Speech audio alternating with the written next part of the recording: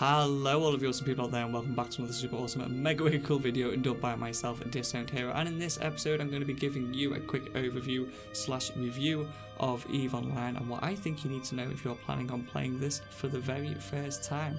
Now, in case you don't know, I am only a small YouTuber with dreams of being big, and a lot of my content is based around EVE Online. I do how-to guides, entertainment videos, and just general videos based on EVE Online. I've been playing for about 4 going on 5 years now, and I like to think I have experienced a lot of what EVE has to offer. If you do fancy playing EVE Online for the first time, then check the description down below. You'll find a link there which will take you to the official EVE Online website, where you can create a character and get a whole bunch of skill points to start off with, so you'll be one step ahead of everyone else. Other than that, let's get on with it.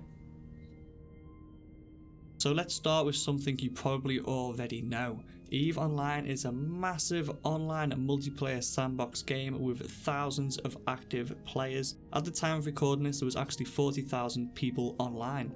Everyone plays on the same server in the same space, so you can track down anyone who's online and engage them in combat, trading, chat, or anything else the game allows you to do.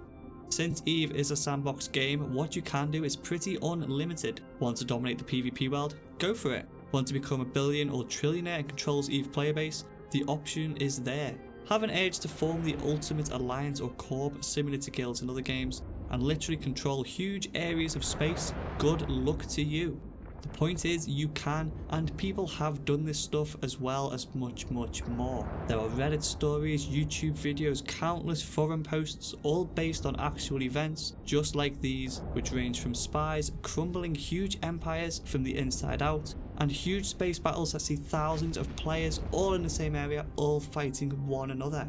In fact, there are very few rules in EVE and very little you can do to actually get banned. I think getting banned would be pretty difficult, but bans can be handed out for charity scams, real world abuse, racism, and a few other bits and bobs.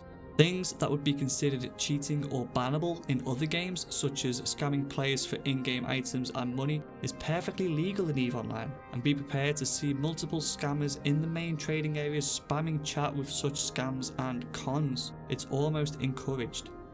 So the game itself, when you first start, you'll have to create a character, and you will choose from one of the main 4 races. This is Amar, Kaldari, Minmatar, and Galente, each with 3 sub-races, and once you've done that, you have multiple backgrounds you can choose from. But to be honest, none of this makes any real difference to the game, as it only affects starting skills, and every character at some point can train into every skill. Creating a character in EVE Online can take hours, as it has one of the most advanced character creation tools I have ever seen. Once again, though, this doesn't make much difference to the game, as you'll spend most of your time looking at your ships and overviews, but at least your picture in the corner when you type into chat looks good. Gameplay itself is unique to most other space games. People looking to grab a joystick and manually fly and shoot may be disappointed, as EVE plays more like a third-person strategy game than it does a first-person shooter, with most inputs being done by clicking through menus. Not hard to see why this game is often referred to as Spreadsheets Online or Spreadsheet Simulator, as the amount of information you have to sift through and have at the ready can sometimes be overwhelming to the most experienced player. This does not make it any less fun, however, and strategy, skill, and experience is still the aim here if you want to dominate in the world of New Eden. After playing this game for multiple years, I can tell you that even now, I don't understand how some stuff and aspects work. New players will find themselves referring to guides, how-tos, and asking for help in the help chat a lot when they first start. All hail EVE's well-known difficulty curve. The only plus is that completing basic challenges and goals can feel extremely rewarding, considering how much time and effort you have to put into learning what you're doing. Plus, since this is an MMO, you can always join a new player-friendly corp that will guide you through what EVE has to offer, with some even going as far as giving you ships, skill books, items, and even ISK, which is the in-game currency, to help you and keep you interested in the game. Make it past this initial new player phase, and I can almost guarantee you will be hooked for life. The game never gets stale. Once you know what you are doing and can fit a ship and have the confidence to travel around and try new things, you will find unlimited content available to you. This ranges from mining raw materials, manufacturing ships, searching the cosmos for lost artifacts, hacking into data banks for tasty loot, creating settlements on planets, completing NPC missions, becoming a space trucker. The list goes on and on and on.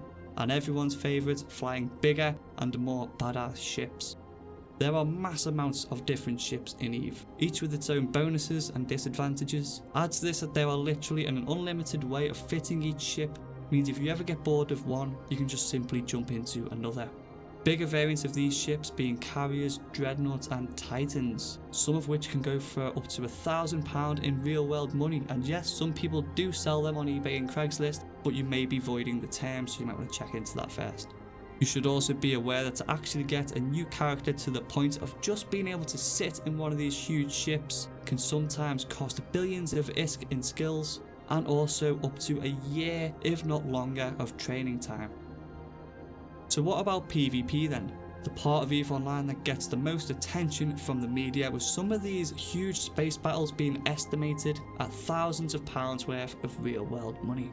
Well, PvP is everywhere and it's pretty hard to avoid.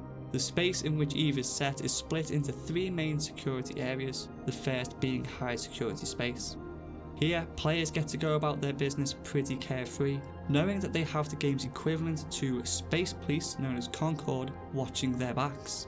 In this area of space, players can still do what they like and even shoot who they like. The safety net, however, comes from Concord. Attack a player unprovoked in a high security system and Concord will warp in a combat fleet and will take you out. There is no escaping them, they are there to destroy you. What area of high sec you're in relates to how fast Concord will respond, sometimes being on scene within a few seconds. This makes high sec rather safe, but not entirely, as some people make a living doing what's called suicide ganking, which is the art of destroying people in high sec, knowing you're going to lose your own ship just to get some loot. The middle ground is low sec. This is where a lot of solo and small gang stuff happens. Here, players are free to attack each other with only a small hit to their own security status. Concord will not deploy fleets or ships here to help defend victims of unprovoked PvP attacks. They do, however, have sentries and small forces based on jump gates, space stations and other important structures, so attacking a person near these will result in the aggressor being targeted.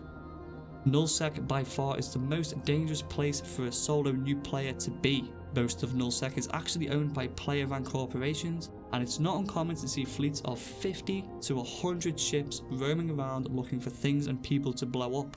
There is no such thing as Concord here, so fighting can freely take place.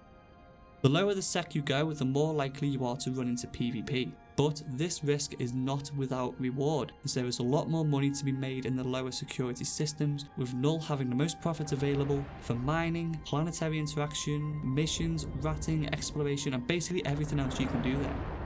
If you want to fly a spaceship and never be on the receiving end of a blaster, then EVE Online may not be the game for you. The last thing I think is worth knowing about EVE is how the training system works. Unlike other games that sees you grinding for hours to gain experience, EVE uses a time-based system which allows you to continuously train skills without even needing to be online. Want to learn how to mine? Simply buy the skill book, inject it and hit train now. A countdown timer will start, and once it reaches 0, boom, skill is learnt. The advantage of this is that even if you're offline, you are still learning new skills, and you don't need to spend hours doing something you wouldn't normally be doing just to fly that better ship or to use that better module. The only disadvantage here is if you are a player that throws hours and hours into a game a day, it may be annoying that you can't use that time to train a skill faster than someone else who logs in once a week for maybe 10 minutes. So they are the main points of EVE Online. The game is so in depth that I would be here for hours trying to walk you through everything. So the main points to remember are: EVE is a very hard game to learn, and even the basics can be quite confusing. Because of this, a lot of people who try EVE usually quit after a few weeks due to the complexity. There is always something to do or try, so you will rarely find yourself sitting there thinking, I'm bored, there's nothing to do. A downside is it's not like other games where hitting space shoots and the joystick controls your movements. This can and will be a big put off for some people. PvP is always just around the corner, so a rule of EVE is don't fly what you can't afford to lose. And EVE Online is a very social game, and getting into a good corp is almost a must. Although solo play can be engaging and rewarding, some stuff however does require multiple people just due to how difficult it can be. So there you go, there's my sort of overview / review of EVE Online. It's an absolutely brilliant game. Once you get into it, you won't be able to turn yourself away. I've been playing it for years and will probably play it for years to come. If you do fancy trying it out, then check out the link in the description down below. It will help you create a new character and it will also give you 250,000 skill points when you start. If you're looking for a corp in-game, search Disowned Heroes, that's my corp. If you can't find it, simply message me Disowned Hero in-game. We'll get you in, we'll show you the ropes, and we'll help you on your journey to conquering New Eden. As always, if you did like this video, then please hit the like button down below. Subscribe if you have not already, and if you're feeling super generous and really like this channel, then you can also leave a donation in the paypal.me account linked in the description below. You'll become a true hero, and you'll get mentioned in the next video. So as always, stay awesome, and I'll see you right here very soon in another video. Bye bye! So like I said, these are the kind of questions that pop up over and over again, and I'm going to do my best to try and answer them for you guys. As you can see, I'm sitting here with a nice little retriever, or big retriever, should I? That's going to give us a little bit more money when it comes to selling things. So yet close that, we don't need that yet. Open up your skills and go to the trade tab. I'm pretty sure